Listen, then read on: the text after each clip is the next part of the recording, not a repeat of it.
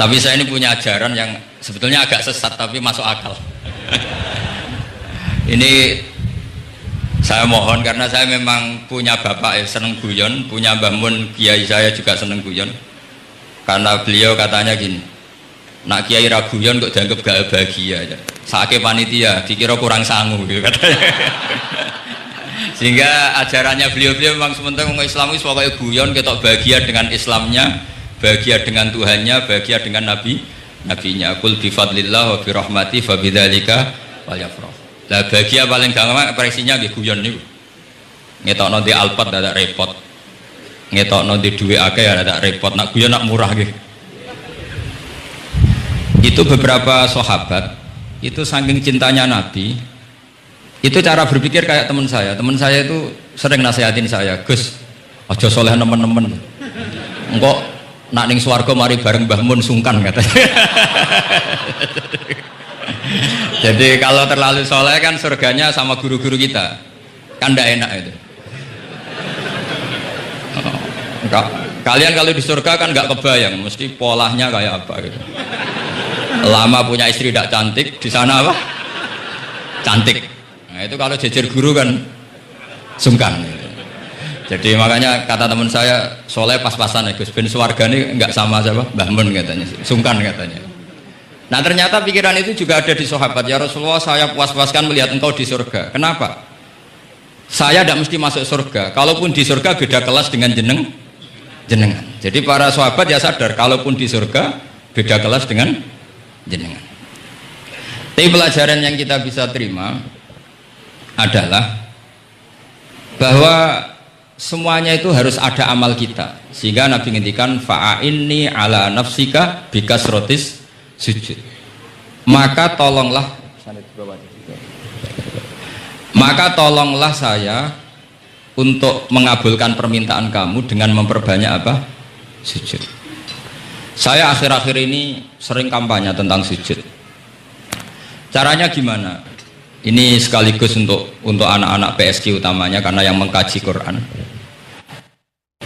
Kata ulama, mentahbib ya, menyenangkan orang kepada Allah itu butuh bayinah. Bayinah itu logika yang kebenarannya itu cara Jawa itu jelas welo-welo, sangat jelas. Namanya al-bayinah. Saya ulang lagi ya, namanya apa? Al-bayinah. Sehingga dengan logika itu orang yang kafir saja menjadi mukmin, yang fasik menjadi soleh, yang soleh bila ilmin menjadi soleh bil ilmi atau bil hujjah. Itu yang disebut Allah, lam yakunil ladzina kafaru min ahlil kitabi wal musyrikina munfakina hatta ta'tiyahumul bayyinah. Siapa itu? Rasulun minallah yatlu suhufam mutahharah. Jadi kemampuan argumentatif itu yang harus kita bela-belain. Saya di sini sangat terhormat karena saya bisa matur di depan Pak Kures. Saya dulu sering baca buku-buku beliau. Jadi saya nggak mungkin jadi pesaing beliau karena saya ini saya ngidolakan beliau, jadi nggak mungkin jadi pesaing beliau. Tapi kalau mutammim ikut menyempurnakan keinginan besar-besar beliau mewujudkan Islamiyah wasatiyah, insya Allah diminta atau tidak diminta harus kita bantu. Harus apa? Nah bayinahnya apa? Bayinahnya begini. Bayinah itu satu argumentasi yang jelas begini. Ada seorang ekstremis gitu, singkat cerita mau ngebom tempat-tempat maksiat. Yang maksiat ini orang-orang Islam juga. Tapi saya tidak nuduh sampean, pokoknya orang-orang Islam juga. Terus ditanya sama orang Islam moderat, andaikan mereka nanti mati dalam keadaan demikian, aina masiruhum, lalu mereka kemana? Ya ilanar, karena mati dalam keadaan maksiat. Terus ditanya sama yang moderat tadi, moderat soleh maksudnya, bukan moderat liberal, moderat soleh. Karena orang kadang salah paham, moderat itu pikirannya terus liberal, tidak, moderat soleh. Terus kata si moderat tadi, akan ada dzalika muradan Nabi, apa umatnya masuk neraka itu yang diinginkan Nabi? Kaget si ekstremis tadi, kebetulan ini ekstremis yang masih mau mikir. Terus enggak, itu enggak yang digedaki Nabi. Kalau gitu ya jangan, kita tunggu tobatnya, kita proses bersama supaya mereka mau tobat. Karena dukhuluhum annar itu tidak muradan Nabi, tidak yang digedaki Nabi Muhammad SAW. Nah cerita seperti ini tentu ada padanannya. Padanan itu artinya kias ya, kias dalam hadis sahih. Saya yakin hadis itu sahih. Kalaupun itu dhaif itu yata'ayyadu bi fatwal ulama, menjadi kuat karena banyak ulama yang fatwakan seperti itu. Saya pastikan itu diriwayatkan Qadhi Iyad dalam kitab Asy-Syifa, juga diriwayatkan Ihya, juga diriwayatkan di Hayatus Sahabah. Di situ ada sekian sanad sing yuqawi ba'duhu ba'd. Kenapa ini saya utarakan? Karena di kota itu sanggerono hadis itu takokno sahih ta ora. Kadang sing takok ya ndak paham itu. Wong maca kitab ra iso kok takok sahih ta ora. Yang ditanya juga aneh. Terus berusaha jawab. Padahal kadang ya ndak bisa juga jadi. Di hadis itu ada penjelasan begini. Ada seorang Arabi itu orang Bedui, orang yang kurang peradaban. Minta sesuatu pada Rasulullah SAW. Karena Nabi itu udah orang kaya, Nabi udah jutawan, udah hartawan, dikasih. Mungkin kalau uang sekarang mungkin 50.000 atau berapa. Orang itu gerutu segrutu-gerutunya. Nabi kok pelit gitu, kira-kira seperti itu. Akhirnya sahabat ini merasa tidak nyaman, ingin, karena ini Arab ya, ingin mengadili ini. Saya membahasakan mengadili itu ya ada Arabnya, karena kadang ada riwayat misalnya fahamma ayyadribuhu, nanti juga repot, ayatuluhu juga repot. Makanya kalau ke Jawa itu kadang maknani bahasa Arab itu bingung, dan memang baik bingung daripada enggak bingung. Karena kalau yang enggak bingung itu keliru pede. Misalnya jika istri kamu agak rewel itu begini-begini, terus ada kalimat wadribuhun, maka pukullah. Itu kalau orang nggak bingung langsung diterjemah mukullah, nanti dilaporkan Komnas HAM gitu. Tapi kalau yang bingung itu akhirnya tatalluk mencari-cari. Ternyata di semua tafsir disebut dorban ghairu mubarrihin, yang mukul tapi yang tidak menyakiti. Jadi kekeliruan itu pasti dimulai orang-orang yang nggak bingung. Jadi ilmunya nggak cukup, akhirnya nggak bingung. Bingung itu penting. Loh betul. Nggak ada orang alim kecuali dari bingung. Karena orang alim itu nggak bisa pede. Karena referensinya banyak, kemungkinannya banyak. Sehingga mesti pikiran pertama kalau ada lafadz ini maknawi apa lafzi. Ini mahmul apa enggak? Ini mansuh enggak? Ini muqayyad mutlak enggak? Ini sekaligus jadi pusat studi Quran, jadi supaya teman-teman memang seperti itu. Kata wadribuhun, maka pukullah.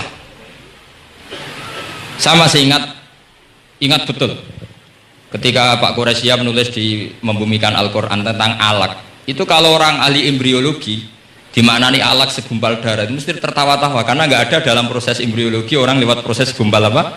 Darah. Tapi kalau alak itu madatul kalimah dari kata aliko ya'liku, alakon sesuatu yang menempel, jadi zigot yang berhasil menempel di dinding rahim itu yang jadi anak. Itu ya normal saja, memang itu terjadi. Ya barokahnya bingung tadi. Atau alak dimaknani segumpal darah tapi min haitsul jinsiyah. Artinya haitsul jinsiyah itu sejenis ini. Jadi bukan di proses embriologinya tapi di jenisnya, supaya orang tidak sombong diistilahkan min alak. Tapi maknanya min jinsil alak, bukan alaknya tapi jenis alak. Itu kayak Abu Bakar itu kalau sedang bully manusia yang sombong-sombong itu, kamu kok sombong, kamu itu keluar min makhrajil bauli marrotan gitu. Supaya orang tidak sombong itu disilakan manusia itu yakhruju min makhrajil bauli apa? Marrotan. Kan kamu keluar dari makhrajil bauli berapa? 2 kali kan? Minar rojul lewat penis, terus nanti lahir juga lewat min makhrajil bauli. Jadi untuk mengadili manusia supaya tidak sombong diistilahkan keluar min makhrajil baul marrotan. Nah mungkin alak kalau maknanya segumpal darah itu maknanya jenisnya seperti ini. Kenapa kamu sombong? Jangan digugat tentang itu proses embriologi, kalau itu tidak ngalami itu. Jadi akhirnya barokahnya bingung itu alak dari proses embriologi maknanya apa? Aliko ya aliku, alakon sesuatu yang apa? Nempel, yang sukses nempel di dinding rahim. Tapi dari segi jenis mendidik tawadu, mendidik khafdul janah lil mukminin, mendidik adul wal ingkisar, rasa hina, nah, itu dengan makna tadi. Saya teruskan. Si Arabi tadi karena dikasih 50.000 gerutu, terus akhirnya Nabi memanggil Arabi tadi karena mau dipukulin sama sahabat. Nggak tahu mau dipukulin atau mau dibunuh, nggak tahu, pokoknya dikerasin lagi. Makanya nggak usah diterjemah. Kalau diterjemah nanti jadi bingung. Terus akhirnya dibawa sama Nabi, diajak masuk, dikasih banyak sama Nabi. Kasih banyak, ditanya sama Rasulullah, kamu sudah puas ya Arabi? Sudah ya Rasulullah. Hebatnya Nabi apa? Kamu harus menjelaskan ke semua sahabat saya kalau kamu sudah puas, karena tadi kamu ngomong yang bikin sahabat saya dongkol. Terus sekarang harus mengkonfirmasi. Ya Rasulullah. Di depan umum juga Nabi ikut. Ini Arabi tadi minta saya tak tambah, terus dia puas. Ahakada ya Arabiyu? Naam ya Rasulullah. Fajazakallahu min khairin wa asyiratin. Dia tegas naam ya Rasulullah. Nah, pelajaran dari hadis ini adalah kalimat ini. Ini harus diingat-ingat. Setelah Arabi tadi puas, sahabat juga tahu apa pernyataan puasnya Arabi tadi. Nabi ngetikan begini, masalu hadza, perumpamaan orang ini dan saya itu seperti orang yang punya unta atau sapi atau kambing yang syarodat, yang liar. Fattaba'ahan nasu, kemudian orang-orang ikut membantu nangkap. Falam yaziduha illa nufuran, bantuan manusia-manusia ini malah tambah lari karena ini semua orang ini asing. Bagi unta ini kan asing, yang nggak asing kan hanya pemiliknya. Nah, terus kata si pemilik unta tadi, khallu baini wa baina naqati, sudah saya tidak usah dibantu. Fa ana arfaku, biasa lebih sayang kepada unta saya. Orang nggak ikut bantu semua, terus kemudian unta itu dipanggil, fa akhadha minkum amil ardi, kira-kira diambilkan rumput, terus unta itu mau nurut. Intinya apa? Kalau orang nggak bakat kiai, nggak bakat dai ilallah, kok ngajak-ngajak Islam itu falam yaziduha ila nufuron, kira-kira gitu. Karena lebih banyak emosinya ketimbang teh. Dan itu cukup loh dalam Islam itu. Mencintainya Nabi itu karena dikasih uang lagi. Akhirnya dia senang Nabi meskipun karena dikasih uang. Tapi jangan diteruskan, setelah senang Nabi dibunuh masuk surga, ya tidak usah gitu. Nanti jadi repot tadi. Tapi intinya apa? Islam itu semudah itu. Yang menerima kebenaran karena servis saja diterima sama Allah Subhanahu wa ta'ala. Nah, ini di sini pentingnya kiai-kiai yang wasatiyah, yang ceria, yang gampang. Karena kita tidak ingin tanfir. Saya kemarin bikin makalah untuk 100 harinya guru saya Kiai Haji Maimun Zubair. Tak beri judul Al-Intisar Limadhabi Syekhina. Itu diantara yang saya tulis adalah Sayyidina Umar itu pernah diprotes sama banyak sahabat, termasuk Abu Bakar, karena Abu Bakar ke Umar ini lewat penunjukan. Kata para sahabat, ya Abu Bakrin, kamu memasrahkan umat ini ke aghladin nas, orang paling kasar, yaitu Umar. Tapi apa? Ketika ada sahabat yang memberanikan diri tanya Sayyidina Umar, namanya Abdurrahman bin Auf, kenapa engkau kasar pada umatnya Rasulullah SAW? Jawabnya Umar itu unik. Fawwah, laqad lintu hatta khasyitu waha fil lain, walaqad istadatu alaihim hatta khasyitu waha fis syiddah, fa ainal makhraj. Saya ketika lunak sama manusia, sebetulnya saya juga takut Allah ketika ngambil sikap lunak, karena lunak itu dianggap pembiaran. Bagi orang yang salah paham, lunak itu dianggap pembiaran. Kamu punya ponakan yang sering pacaran misalnya atau sering nakal, kamu lunak, itu dianggap pembiaran. Pembiaran itu tidak mendidik. Tapi kalau kamu sebagai Pak Lek Pade terkenal keras, ponakmu ya ora tau sowan, itu ya ora iso didik, sama saja. Orang kau berdidik, sowan saja gak berani, ketemu kamu lari. Intinya apa? Terlalu lunak juga ada masalah, yaitu dianggap pembiaran. Terlalu keras juga ada masalah, kan hakikatnya nggak bisa didik. Orang-orang yang terlalu keras sama masyarakat ini kan nggak kau berdidik, karena wong roh wis melayu. Tapi nak terlalu apian, kayak pulau ini nyongkomu ya masih tak barno itu, itu kan ya repot kan. Sehingga ngendikane Sayyidina Umar, fawwah laqad lintu linnas hatta khasyitu wa fillah. Ketika saya ngambil sikap lunak, sebetulnya saya juga punya khasyah karena dianggap pembiaran. Tapi ketika saya terlalu ekstrim, saya juga takut Allah. Jangan-jangan itu tanfir, menjadikan orang jauh dari orang-orang soleh, karena yang soleh terlalu keras. Fa'inal makhraj, lalu jalan keluarnya gimana? Ya jalan keluarnya tadi, wasatiyah tadi. Jangan lunak yang sampai pembiaran, ya jangan keras sampai orang tanfir. Ukurannya apa? Ya tanya anak-anak PSG nanti karena yang baru mengkaji apa wasatiyah. Jadi saya mohon referensi itu sebanyak-banyaknya karena terus ada lagi saya punya cerita ada seorang wali yang kalau doa itu agak neror Allah. Tapi itu kalau nggak wali nggak boleh. Harus jadi wali dulu baru boleh. Karena kalau wali itu keliru-keliru itu ya tetap sama Allah dibahasakan isek. Isek itu berontok. Enaknya kekasihnya Allah kan gitu. Makanya di antara doanya Habib Ali Al-Habsyi Shahibu Simti Duror itu doanya. Tapi kamu tidak boleh melakukan doa ini dosa. Kalau nggak wali dosa. Itu doanya gini. Waj'al sayyiati sayyiati man ahbabta. Jadikan kesalahan saya itu kesalahan orang yang kau cintai. Jadi kamane cara Jawa wis kadung disayang salah-salah wis bener gitu. Jadi waj'al sayyiati man ahbabta. Jadi kalau orang yang sudah super itu salahnya jadi apa? Tapi ya udah salah sampai kayak zina maling Anda itu parah itu gitu. Ada seorang wali doa di depan Rasulullah itu gini, ya Allah jenengan punya dua pilihan. Jika jenengan menjadikan saya orang soleh surroh habibuka, maka kekasihmu ini akan senang. Dan yang susah itu musuh kamu, yaitu iblis, musuh engkau. Tapi jika engkau ingin saya ini dolim, jadi orang dolim, yang susah itu kekasihmu, yaitu Nabi Muhammad SAW, yang senang musuhmu, yaitu iblis.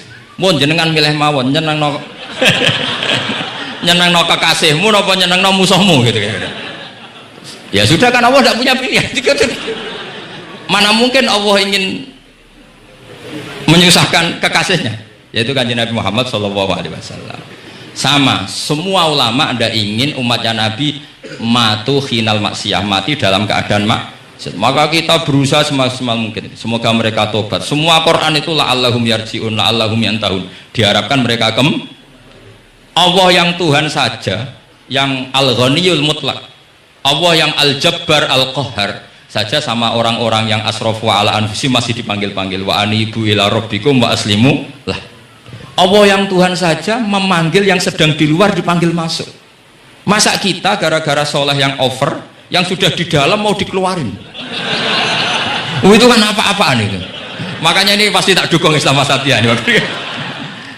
Jadi saya dukung itu bihujjatin, bukan karena saya hormat Pak Kores orang sepuh, itu enggak. Memang bihujjatin. Kalau soal dukung karena orang sepuh itu etika, apa?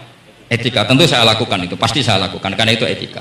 Tapi lebih dari itu karena bihujjatin wadhihah, bihujjatin bayyinah. Memang logikanya seperti itu. Allah yang Tuhan saja selalu memanggil yang luar dimasukkan ke dalam. Masa yang sudah di dalam dikeluarkan? Makanya kitab Ithaf, kitabnya Sayyid Zabidi itu, Sayyid Murtado Az-Zabidi, itu bab takfir, itu beliau ngeritik entek ngamek corong Jawa sampai sekian kuras. Sampai beliau mengutip fa innal imama la ayyukhti afil afi khairun min ayyukhti afil uqubah. Kowe de keputusan salah nyepuro luwih apik timbang salah nyekso. Nyepuro salah tetap bener. Tapi nek nyekso bener ora mesti bener. Fa innal imam la ayyukhti afil afi khairun min ayyukhti afil uqubah. Sehingga beliau terus hampir sekian kuras. Coba hadis di Muslim, di Sahih Muslim itu Usamah ya. Kalau di Sahih Muslim itu rawinya disebut Usamah bin Zaid. Tapi di beberapa riwayat ada yang menyebut itu tidak Usamah. Sehingga banyak syarah mengatakan itu ta'addudul waqi'ah. Memang kejadiannya dialami sekian sahabat. Itu ada perang gitu, ketika musuhnya terdesak. Padahal musuh ini sudah memotong sekian tangan sahabat, ada yang sudah pernah baca sahabat. Ketika terdesak dia mengatakan la ilaha illallah Muhammadur. Singkat cerita oleh Usamah tetap ditusuk sampai mati. Tapi sama Rasulullah ketika lapor, kamu membunuh setelah mengucapkan la ilaha illallah ya Usamah? Iya. Tapi innama qolaha muta'awwidan, dia mengatakan kalimat itu karena muta'awwidan, nyari perlindungan saja. Afala syaqaqta an batni, afala syaqaqta an qalbi. Sudah kamu lihat di dadanya. Kalau dia betul-betul ngomong karena mutawi dan jangan-jangan karena iman betul. Terus memangnya ketika kamu iman, orang-orang sahabat itu rata-rata kan pernah kafir. Memangnya ketika kamu iman tak curigai kan enggak gitu. Langsung saya terima, kenapa ini main curiga kira-kira. Sampai seperti itu. Saktinya kalimat la ilaha. Jadi kalaupun diomongkan mutawidan saja tetap sah. Meskipun ngomongnya hanya untuk perlindungan dari apa? Sef, dari pedang. Malah ada riwayat lain yang menyebutkan itu udah Usamah di tafsir Qurtubi itu yang ya ayyuhalladzina amanu idza darabtum fi sabilillahi apa? Fatabayyanu wala taqulu liman alqa ilaikumus salama lasta mu'mina. Itu kalau di riwayat Qurtubi lebih ekstrim lagi. Si orang tadi tidak Usamah, jelas pastikan itu tidak Usamah. Ada yang lain tidak Usamah. Itu bantah Nabi. Ya Rasulullah, andaikan belah dadanya orang itu saya belah, apakah kemudian saya tahu apa yang ada di hatinya? Jadi Nabi jadi dibantah.